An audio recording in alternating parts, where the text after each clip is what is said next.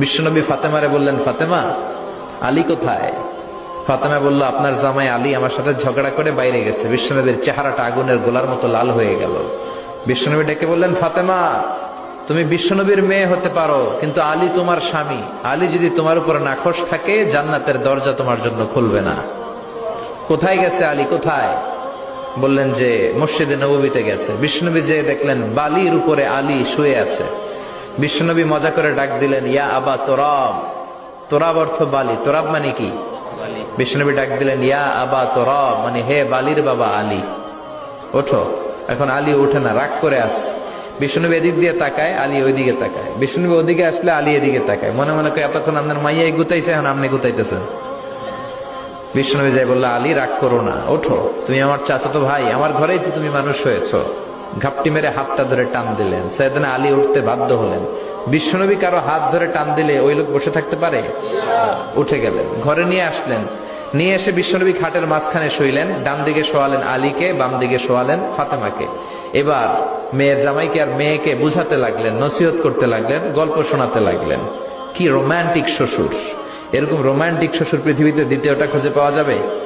সুবহানাল্লাহ পড়েন। বিশ্বনবীর কাজই ছিল ঝগড়া লাগলে এরকম মিলায়া দেওয়া। কি করা? মিলায়া দিবেন। সমাজে অনেকে আছে ঝগড়া লাগলে আরো লাগায়া দেয়, আছে না নাই? আগুন লাগলে কি দিয়ে নিবান? পানি ডালতে হয়, অনেকে তেল ডালে। কি ডালে? তো আগুন আরো জ্বলে ওঠে। বিশ্বনবী বললেন, না, খবরদার, ইসলাহু যাতিল বাইন, মিলায় দিবেন। স্বামী স্ত্রীর ঝগড়া মিলায় দেন, ভাইয়ে ভাইয়ে কোপাকুপি মিলায় দেন, এলাকায় এলাকায় গ্রামে গ্রামে মারামারি না লাগাইয়া মিলায় দেন। জান্নাতে আপনার ঘরটারে বড় করে দিবে কে? আল্লাহ। বিশ্বনবীর কাজ ছিল মিলায় দেয়া। বিশ্বনবী মক্কা থেকে মদিনায় হিজরতের আগে মদিনায় 2টা গোত্র ছিল। এই গোত্রের মধ্যে 120 বছর ধরে মারামারি। কয় বছর? কেউ এই মারামারিটা বন্ধ করতে পারে না। গোত্র 2টার নাম হচ্ছে আউস আর খাজরাজ। আউস খাজরাজের মারামারি।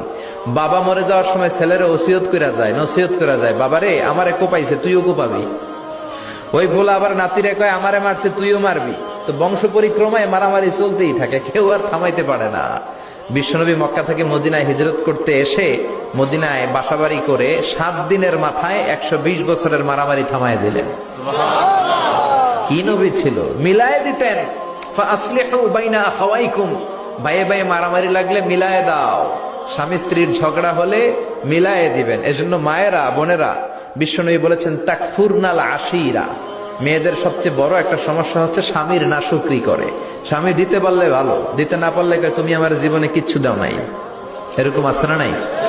স্বামী আর স্ত্রী বানায় যেজন মিস্ত্রি, সে বড় আজব কারিগর। ঠিক কিনা? এই জন্য এই সম্পর্কটা সাইয়েদনা আদম আর হাওয়া থেকে শুরু হয়েছে। কিয়ামত পর্যন্ত স্বামী আর স্ত্রীর এই সম্পর্কের মাধ্যমে গোটা বিশ্বটারে জারি রেখে দিয়েছে কে? তো এই জন্য নারীদের জন্য জান্নাতে যাওয়া সহজ, তারা যদি কিছু প্রসিডিউর মেনটেন করে। বিশ্বনবী বললেন, কোন নারী যদি 4টা কাজ করে, ওই নারীর জন্য 8টা জান্নাতের দরজা খুলে দিবে কে?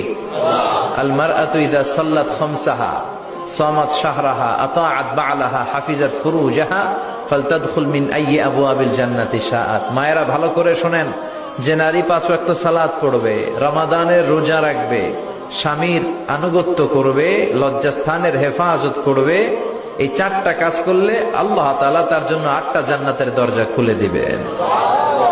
এজন্য বিশ্বনবীও কালেকশন করতেন। তো বিশ্বনবী বললেন, মহিলারা বেশি বেশি দান করো। এই কথা শোনার পরে মহিলারা দান করা শুরু করলো। কেউ নাকের ফুল, কেউ কানের দুল, কেউ হাতের বালা, কেউ পায়ের নূপুর, কেউ গলার চেইন বিশ্বনবীর হাতে জিহাদের জন্য দান করতে শুরু করলেন। বিশ্বনবীর হাত কয়টা? একটা বলে 2টা। তো 2 হাতে বিশ্বনবী আর কয়টা নেবেন? আর নিতে পারে না। বেলালরে বললেন, বেলাল তোমার চাদরটা নিয়ে আস। বেলাল এরকম চাদর নিয়ে ধরলেন। বিশ্বনবী কালেকশনের ওয়াজ শুরু করলেন, আর বেলাল কালেকশনের সব জিনিসপত্র গুছাতে লাগলো। কোন সুবহানাল্লাহ।